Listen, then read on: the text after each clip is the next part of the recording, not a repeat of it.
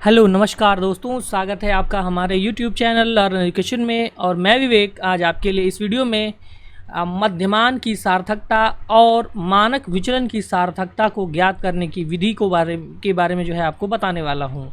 ठीक है, अभी तक हमने स्टैटिस्टिक्स के अंतर्गत ये जो सांख्यिकी शैक्षिक सांख्यिकी हम पढ़ रहे हैं, इसके अंतर्गत बहुत सारी चीज़ों का अध्ययन हमने कर लिया है। ठीक है ना। और अपनी ठीक पिछली वीडियो में हमने सार्थकता स्तर और विश्वस्तता अंतराल, कॉन्फिडेंस लेवल है ना, और कॉन्फिडेंस इंटरवल इत्यादि के बारे में हमने पढ़ा था। जो कोर कॉन्सेप्ट है किसी भी स्टैटिस्टिक्स का सिग्निफिकेंस या सार्थकता ज्ञात करने के लिए जो हमें आवश्यक बिंदुओं की जानकारी जो होनी चाहिए, उनको हमने अपनी ठीक पिछली वीडियो में ही हमने पढ़ लिया था। आज हम कुछ स्टैटिस्टिक्स या कुछ ऐसे सांख्यिकी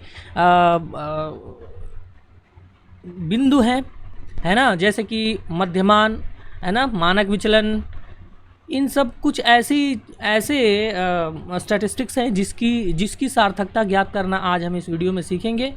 ठीक है ना। तो ये जो वीडियो है ये हमारे एमएड, एमए एजुकेशन और उन सभी कोर्सेज के लिए इम्पोर्टेंट है जिसमें स्टैटिस्टिक्स को एक विषय के रूप में शामिल किया गया है। ठीक है। और साथ ही साथ नेट, टीजीटी, पीजीटी एजुकेशन और अन्य कॉम्पिटिटिव एग्ज़ाम के लिए भी उतने ही इम्पोर्टेंट है। तो आइए शुरू करते हैं और समझते हैं कि मध्यमानों की सार्थकता को हम कैसे ज्ञात कर सकते हैं। अभी तक सार्थकता का अर्थ हमने आपको बताया था कि जब हम कभी किसी पूरी जनसंख्या से एक प्रतिदर्श या एक सैंपल लेते हैं और उस सैंपल का अध्ययन करके जो उसके द्वारा निष्कर्ष प्राप्त होते हैं उसको पूरी जनसंख्या पर सामान्यीकृत किया जाता है और ये माना जाता है कि जनसंख्या का भी जो निष्कर्ष होगा वो प्रतिदर्श द्वारा मिले निष्कर्ष के समान ही होगा, जबकि ऐसा पूर्णतया संभव नहीं है। और हम प्रतिदर्श द्वारा निष्कर्ष प्राप्त करने में कुछ ना कुछ त्रुटि अवश्य हो सकती है ना। क्योंकि हमने वास्तविक जनसंख्या का अध्ययन नहीं किया है। ठीक। और केवल प्रतिदर्श के द्वारा प्राप्त निष्कर्षों को जनसंख्या पर लागू किया है, समष्टि पर लागू किया है, तो कुछ ना कुछ त्रुटि होनी है। ठीक है। तो उसी त्रुटि की सीमा हम यहाँ पर ज्ञात करते हैं कि किससे किसके बीच जनसंख्या का या समष्टि का जो है निष्कर्ष होगा।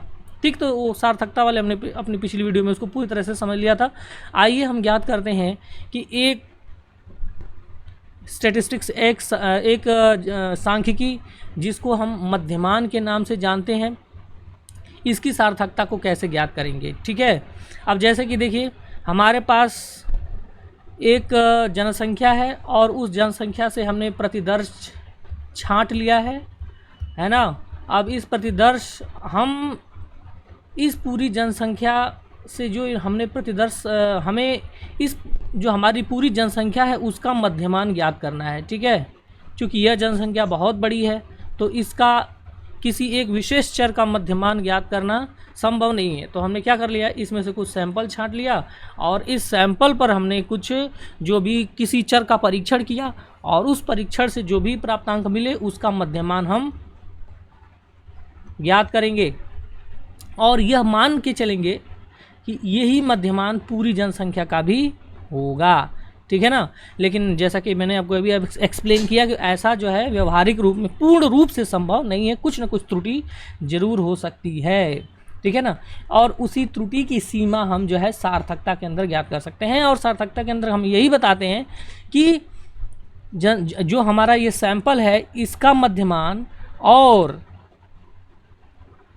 इस पूरी जनसंख्या का मध्यमान कितना, इसमें अंतर होगा, कितनी संभावना है कि पूरी जनसंख्या का मध्यमान भी प्रतिदर्श के मध्यमान के बराबर होगा, यही चीज़ हम यहाँ पर बताएंगे। तो आइए समझते हैं कि मध्यमान को कैसे ज्ञात करेंगे।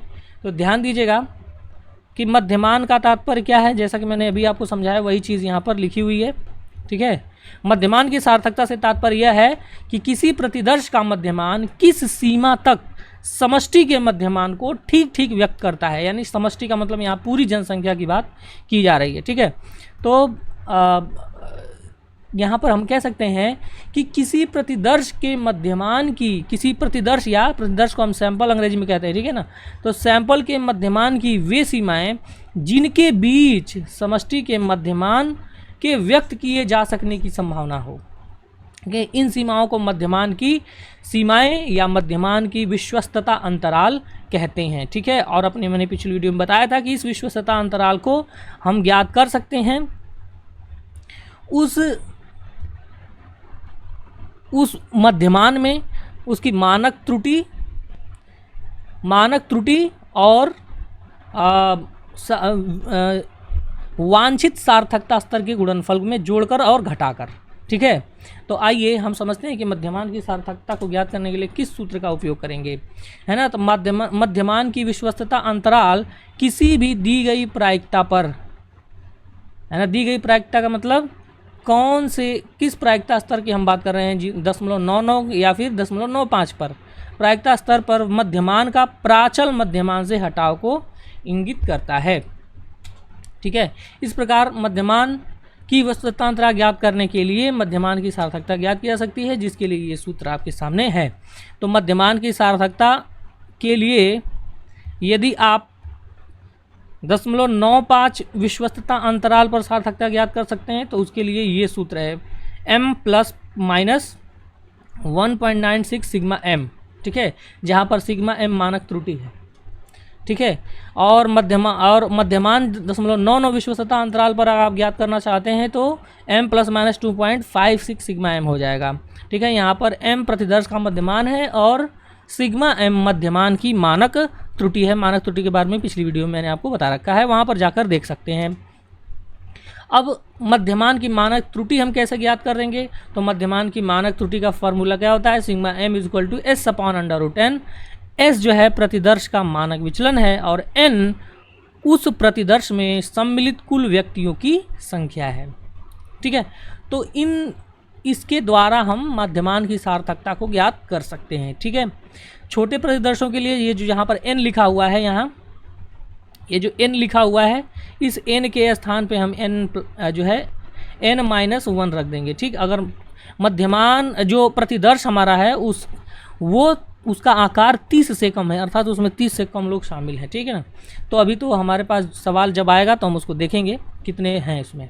तो आइए आगे बढ़ते हैं और समझते हैं कि कैसे एक उदाहरण के द्वारा, एक न्यूमेरिकल के द्वारा हम समझेंगे कि मध्यमान की सार्थकता को ज्ञात कैसे करेंगे। ठीक है, अब यहाँ पर आप देख सकते हैं कि मध्यमान के विश्वस्तता अंतराल को सामान्य रूप में अगर लिखा जाए तो यहाँ पर आप देख सकते हैं 0.96, 0.95 विश्वस्तता स्तर पे और 2.58, 0.99 विश्वस्तता स्तर पे है। तो यहाँ 1.96 और 1.58 जो है वो जेड स्कोर है। ठीक है, तो वही चीज़ अगर सामान्य रूप में जेड स्कोर अलग अलग जो है हो सकता है अलग अलग स्तर पे, तो हमने इनके स्थान पर m+-z सिग्मा m लिख दिया है और z वांछित स्तर पर वांछित विश्वस्तता स्तर है हमारा और z सिग्मा m का मान इसमें जो है वो अधिकतम प्रायिक चूक को बताता है कि अधिकतम कितनी त्रुटि हो सकती है। ठीक है, अधिकतम प्रायिक चूक। ठीक है, ये चीज़ तो मूल रूप से हमें इन दो सूत्रों को ध्यान में रखना है, यहाँ पर जो लिखा हुआ है, और मानक त्रुटि को ध्यान में रखना है सार्थकता स्तर को ज्ञात करने के लिए। आइए एक उदाहरण द्वारा समझते हैं। एक उदाहरण हमारे सामने स्क्रीन पे दिख रहा है कि 400 छात्रों के किसी रैंडम प्रतिदर्श के लिए किसी परीक्षण पर मध्यमान 64.80 और मानक विचलन 15.60 था। और वास्तविक मध्यमान के लिए जो हमारा समष्टि का या जनसंख्या का जो वास्तविक मध्यमान है उसके लिए आप 0.99 और 0.95 विश्वस्तता अंतराल याद कीजिए। ध्यान दीजिएगा, ये प्रश्न जो है वीर बहादुर पूर्वांचल ईस्ट यूनिवर्सिटी 2022 के पेपर में एज इट इज़ जो है वो पूछा गया था। तो आइए इसी को हम यहाँ पर सॉल्व करते हैं और समझते हैं कि इन 400 छात्रों जो कि सैंपल के लिए गए हैं, है ना, सैंपल के रूप में लिए गए हैं किसी एक बड़ी सी जनसंख्या से, है ना, उन पर ये जो परीक्षण किया गया है, इसके द्वारा हम कितने कॉन्फिडेंस के साथ, कितने विश्वास के साथ ये कह सकते हैं कि ये जो मध्यमान और मानक विचलन प्राप्त हुए हैं यही जनसंख्या के भी मध्यमान होंगे। ठीक है, तो आइए सबसे पहले हम देख लेते हैं इसमें क्या क्या दिया हुआ है। यहाँ पर n दिया हुआ है जो कि प्रतिदर्श में सम्मिलित छात्रों की संख्या है जो 400 है। m आप देख सकते हैं जो मध्यमान है और 64.80 दिया हुआ है। एस यहाँ पर मानक विचलन है। देखिए मानक विचलन को हम एस डी भी लिखते हैं, एस डी भी लिख सकते हैं। इसको हम एस स्मॉल एस द्वारा भी प्रदर्शित करते हैं और सिग्मा द्वारा भी, केवल सिग्मा अगर लिखा हुआ है तो भी ये जो है मानक विचलन होता है। ठीक है ना, समझ में आया। और ठीक है, सिग्मा कई जगह आपने जेड मान को देखा था, जेड मान हमने जब जेड मान हमने पढ़ा था, जेड मान को भी हम सिग्मा मान ही कहते हैं। ठीक है ना, समझ में आ रहा है। तो इसमें कंफ्यूज होने की बात नहीं है। इस मानक विचलन को हम तीनों से लिख सकते हैं, है ना। तो आइए यहाँ पर हमने स्मॉल एस से लिखा हुआ है 15.60 मानक विचलन को। ठीक है, तो आइए आगे हम देखते हैं। तो सबसे पहले हम जानते हैं कि हमें क्या ज्ञात करनी पड़ेगी, हमें सबसे पहले मध्यमान की मानक त्रुटि ज्ञात करनी पड़ेगी। ठीक है, तो मध्यमान की मानक त्रुटि का फॉर्मूला जो होता है sigma m is equal to S upon √n, यानी मानक विचलन बटे करड़ी में छात्रों की संख्या। ठीक है, और यहाँ पर आप रखेंगे तो आप देखिए कि जो हमारा मानक विचलन है वो 15.60 है बटे √400, और जब आप इसको सॉल्व करेंगे तो जो आंसर आएगा वो आएगा आपका 0.78। ठीक है, 0.78 आएगा। ठीक, तो मानक त्रुटि हमने ज्ञात कर ली। आइए अब इन दोनों ही जो सवाल पूछे हैं हमारे पास 0.99 और 0.95 विश्वस्तता अंतराल पे, तो सबसे पहले हम 0.95 विश्वस्तता अंतराल पे, है ना, कॉन्फिडेंस इंटरवल ज्ञात करेंगे 0.95 पर। ठीक है, तो आइए कॉन्फिडेंस इंटरवल ज्ञात करते हैं। कॉन्फिडेंस इंटरवल के लिए जो फार्मूला हमने देखा था 0.95 स्तर पे m ± 1.96 सिग्मा m, तो हमारे पास m का मान भी दिया हुआ है। हमारे पास m का मान जो दिया हुआ है वो हम रख देते हैं 64.80 ± 1.96 गुणे सिग्मा m का मान मल्टीप्लाई कर देंगे जो अभी आया हुआ है 0.78 से। ठीक है, और जैसे ही इसको आप सॉल्व करते हैं तो आपके पास जो वैल्यू आती है वो 64.80 ± 1.53 आता हुआ है।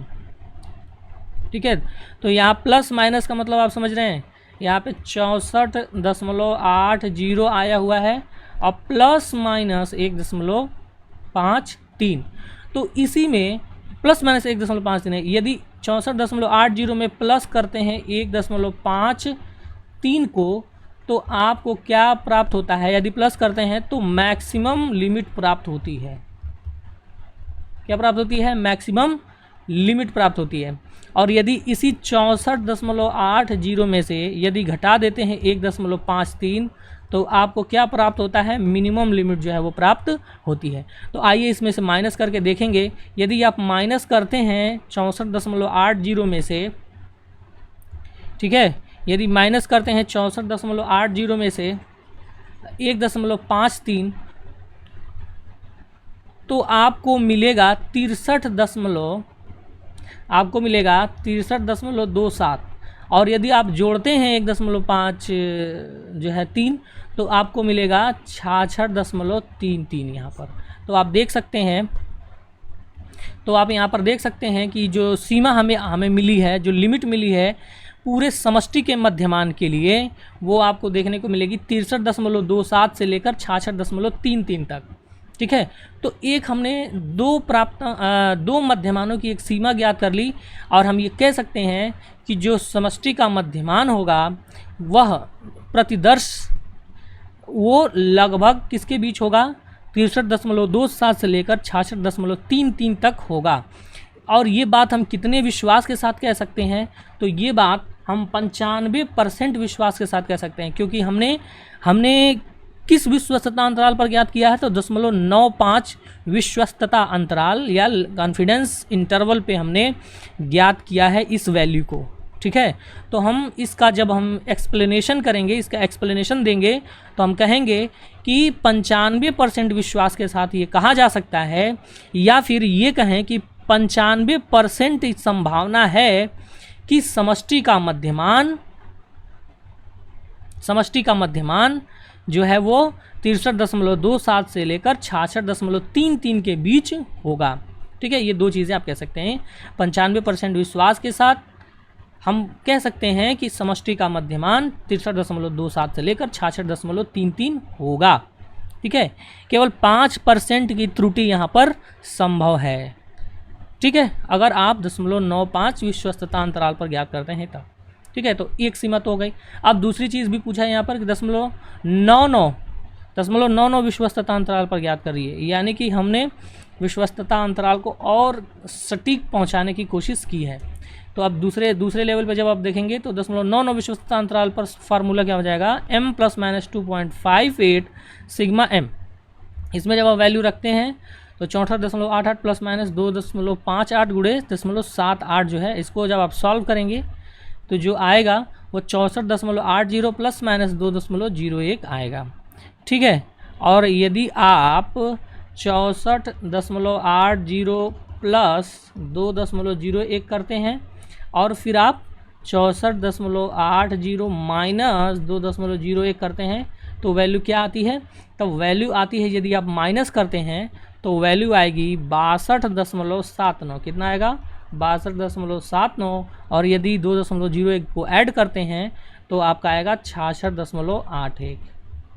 ठीक है, तो अब ये जो दो हमारे लिमिट यहाँ पर 2 अंकों की जो लिमिट आई है, 2 नंबर्स की, है ना, यही मध्यमान है जो कि पूरी समष्टि के मध्यमान होंगे 99% कॉन्फिडेंस लेवल पे। ठीक है ना, अर्थात हम ये यहाँ पर इसको एक्सप्लेन कर सकते हैं कि 99% विश्वास के साथ कहा जा सकता है, यहाँ पर 99% विश्वास के साथ कहा जा सकता है, या फिर 99% संभावना है कि समष्टि का मध्यमान अर्थात वास्तविक मध्यमान जो है वो 62.79 से लेकर 66.81 के बीच होगा। ठीक है, समझ में बात आई। तो इस तरीके से हम यहाँ पर किसी भी प्रतिदर्श की सार्थकता ज्ञात कर सकते हैं, उससे संबंधित पूरी समष्टि के संबंध में। ठीक है ना, समझ में बात आई। ठीक है, चलिए अब आगे बढ़ते हैं और अगले स्टैटिस्टिक्स या अगली एक सांख्यिकी माप को हम की सार्थकता को ज्ञात करते हैं, जिसे हम कहते हैं मानक विचलन। तो मानक विचलन की सार्थकता भी ठीक उसी तरीके से और वही तरीके से ज्ञात कर सकते हैं जिस तरीके से हमने मध्यमान की सार्थकता को ज्ञात किया था, और उसका एक्सप्लेनेशन भी जो है वो मध्यमान की सार्थकता के अनुसार ही होगा। ठीक है, तो मानक विचलन की सार्थकता का मतलब यही है कि मानक विचलन किसी प्रतिदर्श का मानक विचलन है ना, उस समष्टि के मानक विचलन को कितना ठीक व्यक्त कर सकता है, वही जो है वो कहलाता है मानक विचलन की सार्थकता। ये मध्यमान यहाँ मानक विचलन रहेगा, मानक विचलन। ठीक है, तो हम ये कह सकते हैं कि मानक विचलन की सार्थकता से तात्पर्य क्या है कि प्रतिदर्श का मानक विचलन किसी समष्टि के मानक विचलन को ठीक किस सीमा तक व्यक्त कर सकता है। ठीक है ना, समझ में आया। तो यही जो है कहलाएगा, अर्थात किसी प्रतिदर्श के मानक विचलन की वे सीमाएं जिनके भी समष्टि के मानक विचलन को व्यक्त किए जा सकने की संभावना हो। कैसे ज्ञात कर सकते हैं, तो उसके लिए ये सूत्र है मानक विचलन। अगर आप 0.95 विश्वस्तता अंतराल ज्ञात करना चाहते हैं तो s ± 1.96 सिग्मा। ठीक है, यानी यहाँ पर सिग्मा मानक त्रुटि है। ठीक, उसके बाद यदि आप 0.99 विश्वस्तता अंतराल पर ज्ञात करना चाहते हैं मानक विचलन की सार्थकता को, तो आपको s ± 2.58 सिग्मा करना पड़ेगा। ठीक है, अब यहाँ पर सिग्मा क्या है, सिग्मा मानक विचलन की मानक त्रुटि है, और s जो है प्रतिदर्श का मानक विचलन है। तो मानक विचलन की मानक त्रुटि के लिए जो सूत्र होता है वो 0.71 गुणे s/√n, या फिर इसको हम s/√2n के द्वारा भी ज्ञात कर सकते हैं। ठीक है, और यहाँ पर n क्या है, n यहाँ पर प्रतिदर्श में व्यक्तियों की संख्या है। ठीक, तो आइए आगे बढ़ते हैं और हम एक न्यूमेरिकल द्वारा मानक विचलन की सार्थकता को ज्ञात करेंगे। ठीक है, छोटे प्रतिदर्शों के लिए मानक विचलन का वितरण जो है वो उसका जो सामान्य प्रायिकता वक्र का जो वितरण होता है वह विषम होता है, स्क्यूड होता है।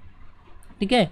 इसलिए छोटे प्रतिदर्शों के मानक विचलन की सार्थकता ज्ञात करना अपेक्षा उतनी सटीकता से हम नहीं कर सकते हैं, लेकिन जैसे जैसे किसी प्रतिदर्श का, किसी सैंपल का आकार हम बढ़ाते जाते हैं, प्रतिदर्श का भी आकार बढ़ता जाता है उसी के अनुसार, और जब प्रतिदर्श का आकार बढ़ता जाता है तो वह सामान्य प्रायिकता वक्र के अनुसार होता जाता है, और उसका वितरण जो है सामान्य प्रायिकता वक्र के अनुरूप हो जाता है, और ऐसी स्थिति में उसकी सार्थकता को सटीकता से ज्ञात किया जा सकता है। अर्थात हम ये कह सकते हैं कि यदि मानक विचलन को सटीकता से ज्ञात करना है और मानक विचलन की सार्थकता को सटीकता से ज्ञात करना है तो हमें जनसंख्या से प्रतिदर्श बड़ा लेना पड़ेगा। अर्थात जनसंख्या को बड़ा लेना है, बड़ी जनसंख्या से एक बड़ा प्रतिदर्श हमें लेना चाहिए। ठीक है, तो आइए हम कैसे ज्ञात करेंगे मानक विचलन की सार्थकता को, तो कुछ इस तरीके से ज्ञात किया जा सकता है।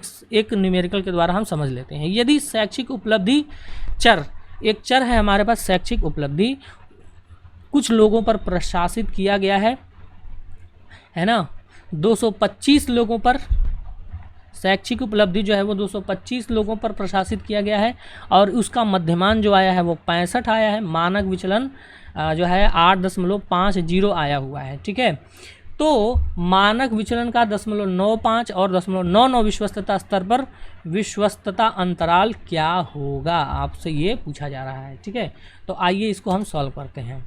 तो सबसे पहले हमारे पास n कितना है, यानी कि प्रतिदर्श का आकार कितना है, 225 है। ठीक है, s यानी कि जो सैंपल का मानक विचलन है वो कितना है, 8.50, और मध्यमान कितना है, 65। तो मध्यमान की आवश्यकता नहीं पड़ेगी, है ना। तो सबसे पहले हमें सार्थकता स्तर ज्ञात करना है मानक विचलन का, तो उसके लिए हमें मानक विचलन की मानक त्रुटि ज्ञात करनी होगी, जिसका फार्मूला 0.71 s/√n है।